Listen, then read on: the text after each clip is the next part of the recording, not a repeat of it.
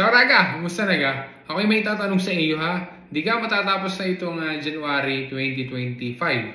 Supposedly nga, yung reimborso sa 730 para doon sa mga nag-file na ang kanilang in-indicate doon sa kanilang deklarasyon ay sensa sostituto dapat ay noong December. Diba? Usually December yan dumadating. Pero yung iba, marami pa rin hanggang ngayon, matatapos na nga itong January 2025 ay hindi pa rin natatanggap yung kanilang reimborso. Ngayon, ipapakita ko sa iyo Raga kasi baka ganito rin yung iyong sitwasyon para na sa ganun ay alam mo. At saka, ipapakita ko sa iyo kung paano ka mag-check online doon sa sito ni Agencia del Entrate gamit ang iyong cellphone para na sa ganun ay makapag-check ka ng status ng iyong reimborso.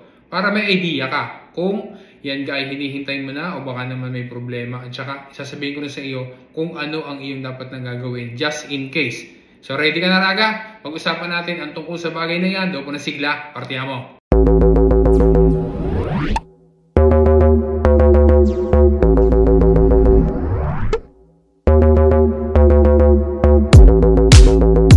So, ngayon, umpisahan agad natin. Ipapakita ko sa iyo Raga yung step-by-step guide kung paano nagamit lang ang iyong cellphone, ang iyong smartphone ay ma-check mo na doon sa sito ni Agencia del Entrate ang status ng iyong reimborso. Okay? So, syempre bubuksan mo ang iyong cellphone, ang smartphone mo, punta ka doon sa iyong browser and then pupunta ka sa sito ni Agencia del Entrate. So, pagka ikaw ay naandyan na, ari ang makikita mo. Doon sa area reservata ikaw pupunta. Kapag kagarnang nakita mo, ay i-checking mo lang yung area reservata. So, meron na yung arrow. So, i-click mo na lang yan. And then, magla-login ka. Siyempre, usually, yung ginagamit naman natin ay speed. Dapat ay marunong ka nang gumamit niyan. So, i-click mo yung Entracon Speed. Kapag ka ikaw ay nakapag-login na, makikita mo dyan ang iyong pangalan, ang iyong kodice fiskale. Kagaya ng example na meron siyang notifika. Okay? Na sabi pa nga dyan ay il tuo rimborso e in arrivo. So, ibig sabihin, itong user na to, okay, yung tao na yan, sa pag-login niya, nakita niya na in arrivo na daw yung kanyang rimborso. Okay? Pagka ginilik mo yung notifika na yan, makikita mo naman kung sakali na ganyan din ang nakita mo doon sa sito, kung ikaw ay nag-login. Yan ay January 18 pa nga, 2025. Ang sabi, yun daw kanyang 730 na sensa sostituto, yan ay ginawa nitong 2024 para sa ready to ng 2023, ay na-envia na daw yung Asenyo Vidimato via posta. Kaya kapag natanggap yan noong itong may-ari na to ng kanyang account na yan, yung ating example na yan, kapag natanggap niya yung Asenyo na yun, dadalhin niya sa kahit nasa ang ofisyo postale, doon sa posta, para ma-encash niya, yung Asenyo o yung cheque na dadating sa kanya. Ngayon, ipapakita kayo sa Raga ha, kasi itong example natin na ito ay medyo hindi ko rin ma-explain kung bakit ganyan nangyari. Pero baka ganyan din ang nangyari sa iyo. So, babalik ka lang ulit doon sa iyong area reservata. Kapag nandyan ka na ulit sa area reservata, ay i-scroll down mo lang, okay? Pag scroll down mo, makikita mo So, i-click mo yung Cassetto Fiscale para makita mo yung detalye sa loob. Kapag na-click mo yan, naman ang makikita mo. Okay? Dine, under ng konsultasyoni, may arrow na din, i-click mo yung via konsultasyoni. Kapag na-click mo yan, ang makikita mo. Okay? Yung disponibili. So, makikita mo yan ha. So, scroll down ka lang ulit. Scroll down ka, pababa. Okay, makikita mo under noong reimborsi, may araw ulit. So, i-click mo yung Vinelaria. Okay, para makita mo yung reimborso, anong status. Kapag na-click mo yan, makikita mo dyan itong status ng reimborsi. So, matik na, dahil ito yung pinaka-latest, nandoon sa taon na 2023. Okay, kasi nga, ang final na 730 last year, ng 2024, ay para sa ready to ng 2023. Okay, so scroll down ka lang ulit. Scroll down ka lang ulit. Makikita mo dyan sa baba yung rimborsi relativi all'anno 2023. Naandyan yung codice fiscale ng intestatario at saka ng beneficiario.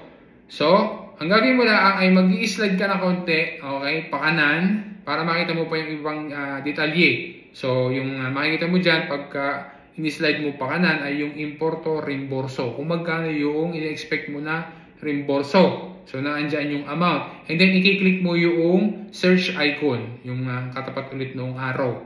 Ngayon, nakita mo dyan, sabi ay ano daw ng 2023, tipo IRPEF 730 na sensa sustituto. Kaya kapag ka sinabi na sensa sustituto, ikaw ang makakatanggap noong reimburso mo direkta galing kay Agencia del Entrate. Okay? Either nga yan na dadating sa iyong konto kurente o kaya naman ay asenyo. So makikita mo po dyan yung iba pa ng mga detalye. Makikita mo yung data presentazione, di ba? September 27, 2024 at nakonvalida nila noong November 16, 2024. At ang importo ng reimburso, gaya ng ating nakita kanina, ay 1,198 euros. Nakalagay dyan sa bandang baba, yan ang importante. Okay, yung status. Sabi dyan, ang sitwasyon ng kanyang reimburso, ang nakalagay ay asenyo emesso. Ibig sabihin nga, kagaya ng ating nakita kanina na notification, ay sabi na i-issue na daw or na-send na nila, okay, na ilabas na nila yung asenyo para dito sa reimburso. So para makita pa yung detalye tungkol dyan sa asenyo na yan, i-click mo yung dati del pagamento. Kapag ka naklik mo yan, lalabas ari sa bandang baba. So, yung pa rin yung amount. Sabi, yung daw asenyo ay inilabas nila noong January 18, 2025. Kagaya nung ating date na nakita kanina doon sa notification. At saka yung ibang detalye, yung numero, at saka yung numero rekomendata. Okay, tinakpan lang natin for privacy. So, ito yung natanggap niya na asenyo na dumating sa bahay. Ito, kapag dumarating sa bahay, ito ay kailangan na maibigay personal. Kailangan ay mayroong tatanggap. Either na yung mismong tao, kung kanina kapangalan ng asenyo na yan, o kaya naman ay doon sa kustode, kung halimbawa na may kustode doon sa kondominyo. Kaya kung walang kustode at hindi na tagpuan yung tao na yan, walang nakatanggap ng personal, ang ginagawa ng postino ay nag-iiwan ng rakomandata. At yung rakomandata na yan, yung aviso na yan, importante kasi pagka hindi mo natanggap nga yung sulat at tatanggap mo yung aviso na yun, yung rekomendata, ay di pupunta ka lang sa posta para i-retiro ang sulat na yan at kasama nga dyan yung asenyo. Kaya importante na lagi kang mag-check. Okay? Kahit pa sabihin na nakalagay ang iyong IBAN doon sa sito ni Agencia del Entrate. Mamaya ipapakita ko sa iyo kung bakit. Okay? So, ang detalye na nakalagay diyan ay di yung kung kailan yung date na ini-issue ang cheque, January 18, 2025. Pati yung pangalan ng beneficiaryo nandyan, tinakban lang natin ulit for privacy. So nakalagay dyan, ang isa pang importante na date ay yung sabi ay March 18, 2025 na kailangan until sa date na iyon, di ba kaya nga intro, ibig until March 18, 2023, kailangan mo na iyang mai-encash. Kailangan mo madala sa posta para mapapalitan mo at makuha mo yung pera. Kontante. Nakalagay pa dyan na non-transferibile. Kaya kung kanino nakapangalan ang asenyo na yan, dapat siya mismo ang magpapapalit niyan, mag-i-encash doon sa Poste Italiane. At magdadala siyempre ng karta d'identità at saka ng tessera sanitaria na valid para maibigay yung cash na yan kung magkano nakalagay diyan. Kaya nga sabi ko kanina, importante na kapag kami susuwan na sa bahay, ay sasagutin at saka kasi nga baka yan na ang ibibigay sa iyo yung sulat, yung asenyo. Kahit pa na yung iyong IBAN ay naandoon naka-indicate sa sito ni Agencia del Entrate. Kasi itong ating example na to ay ganun din. So ipapakita ko sa iyo kasi nga itong ating example na to, natanggap niya yung asenyo sa bahay. May nagsuwa na at natanggap niya. Ngayon, pagtingin mo doon sa sito, so babalik tayo din sa sito, ipapakita ko sa iyo, doon sa area reservata, para ma-double check mo yung iyong IBAN, i-click mo naman yung via al tuo profilo. Kapag ka naklik mo yan, aray makikita mo scroll down ka lang ulit. Makikita mo doon sa IBAN per accredito reimbursi, naka-indicate dyan, nakasulat yung kanyang IBAN. Pero, despite na nakalagay diyan ang kanyang IBAN, at dapat ay doon sa kanyang konto kurente matatanggap yung amount na 1,198, pero ang dumating sa kanya ay asenyo sa bahay, 'di ba? Cheque ang dumating. At may mga nakausap din kami na ibang mga raga na gayan din ang kanilang sitwasyon. Kaya nga sabi ko, kahit na nakalagay ang IBAN, hindi ko alam kung anong nangyari, pero gayan, okay? May mga cases na gayan na kung saan ay nandoon yung IBAN sa sito, pero asenyo pa rin ang dumating. Kaya importante na lagi mag-check ng asenyo.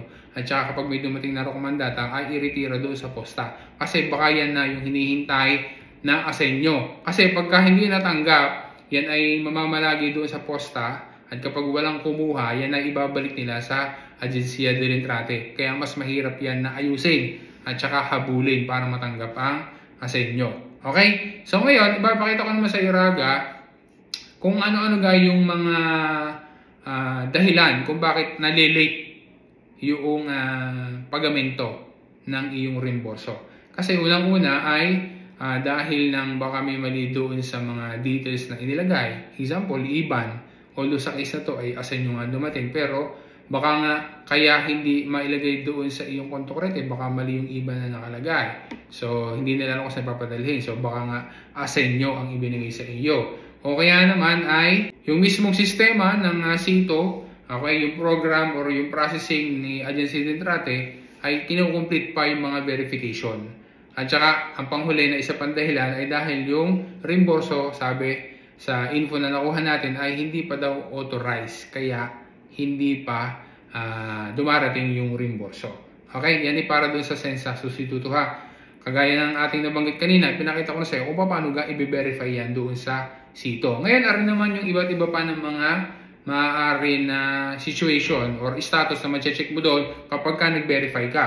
Kasi yung example natin kanina, asenyo imeso Paano naman kapag ka nakita mo, gaya ng sabi din ay richiesta ricevuta del ufficio competente. Kapag ka ganyan na nakalagay doon sa status o doon sa sitwasyon ng iyong reimburso, yung daw dumanda ay natanggap na nila pero wala pang update. Kapag ka naman na nakalagay ay a breve sarà emesso l'ordinativo di pagamento. So ang ibig sabihin naman ay processing na yung reimburso. Kaya yung payment ay hindi pa rin available. Yung panghuli, ang nakalagay naman ay maaari na erogazione in corso ordinativo di pagamento del, nakalagay yung data. Pagka ganyan ay malapit nang matanggap. Although, kapag wala pang naka-specify na date, maaaring umabot pa ng ilang linggo, maaaring 30 to 40 days pa bago dumating yung reimburso. Ano naman ang pwedeng gawin kung halimbawa na hindi nga nadating? Di syempre i-verify yung status, kagaya pinakita ko sa kanina. Kung halimbawa may problema o kaya na may gusto kang linawin, pwede kang magtanong directly sa Agencia del Entrate. At yung isa pa ay kailangan matyaga na maghihintay. Bakit? Lalo na kung halimbawa malaki yung reimburso kasi although yung iba kahit mababa rin reimburso, kasi si Agencia del Entrate ay meron pa siyang tempo until katapusan ng March 2025 para ma-process lahat yung mga reimburso na yan. Kaya kailangan na maghihintay pa just in case na nakalagay doon sa sitwasyon na processing pa rin yung status ng iyong reimburso. Yun, Raga ha, sana ay nakatulong sa iyo ang video na yung guide na sa pag-check ng status ng iyong reimburso. At sana ay matanggap mo na ang iyong reimburso dyan sa 730. Yun, salamat sa panonood mo, Raga. Ala próxima.